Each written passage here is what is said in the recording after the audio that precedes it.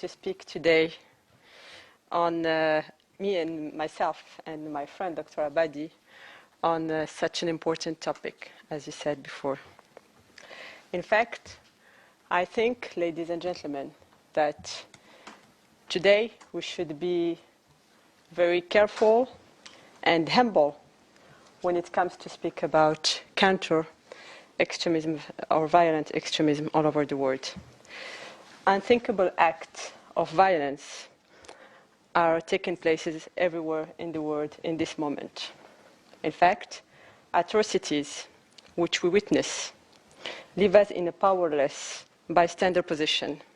These barbaric acts, like ones most recently seen in Kenya or just before in Tunisia, affect a majority of innocent civilians and inflict entire populations into chaos and incite the creation of factions amongst people. For these reasons alone, we cannot let the atrocities be carried out in silence, and even less go unpunished. It is of our responsibility to fight as much as we can against ideological derivatives and sectarian-based violent extremism.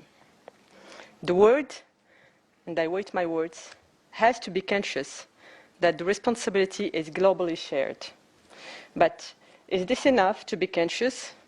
Unfortunately, I don't think so.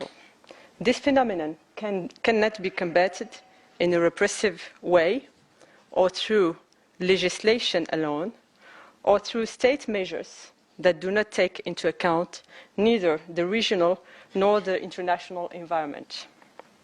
What is needed and required of us is to provide consolidated solutions and avoid that helpless and indoctrinated young adults believe that violent extremism is the solution to their griefs, an option that only benefits minority groups whose modus operandi is based on violence. Morocco, of course, reiterates its absolute and total condemnation of all forms of terrorism and violent extremism, and also we condemn religious, ethnic and racial stigmatization, no matter the rationale. The commitment of my country is continuously being put forward by our growing support for cooperation and by the solicitation for our expertise in helping to find a collective response through strategies aimed at preventing these exact crimes.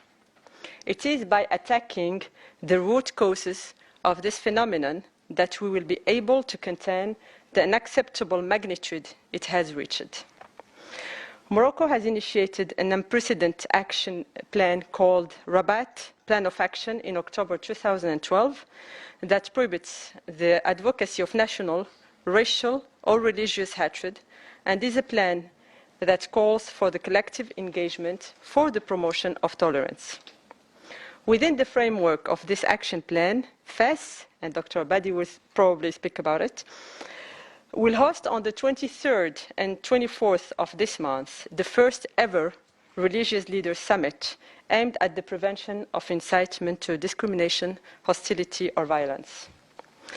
Under the leadership of His Majesty King Mohammed VI, who is also the commander of the faithful, the highest religious and spiritual authority in Morocco, religious field underwent reforms in response to the terrorist attacks that hit Morocco in 2003 and 2007. This reform englobes the modernization of the entire religious field through the Supreme Court or the Supreme Council of the Ulama, the only entity with the legal right to enact religious decrees on various issues, including social issues.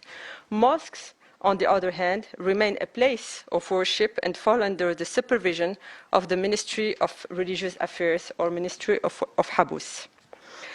Under the same religious reform, and in full respect of the role of women in combating extremism, a female corps of religious figures was put in place in 2005 called Morshidat, who carry the mission of promoting a moderate and tolerant Islam.